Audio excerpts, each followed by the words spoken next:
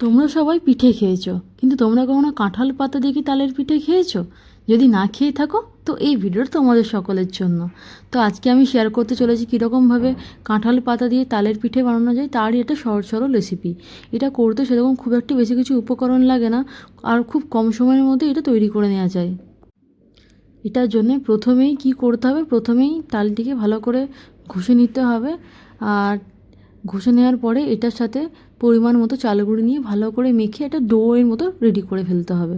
যেই ডোটা রেডি হয়ে যাবে, এটাকে এক পাশে রেখে আরেক দিকে কিছু কাঁঠাল পাতা ভালো করে তুলে এনে ধুয়ে ফ্রেশ রেডি করে পাশে রাখতে হবে।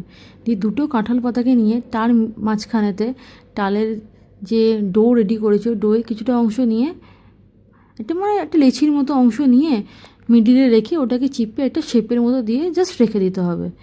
দিয়ে এরকম করেই তৈরি করে ফেলতে হবে এই কাঁঠাল পাতা তালের পিঠে।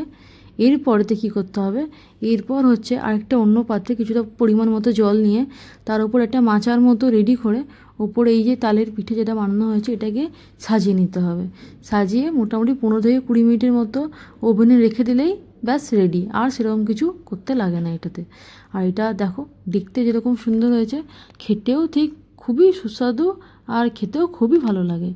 তোমরা যদি কখনো না খেয়ে থাকো তো তোমরাও ট্রাই করতে পারো এটা, আর আমাকে জানিও যদি ট্রাই করো তো কেমন লাগলো তোমাদের। এই ছিল আজকের রেসিপি।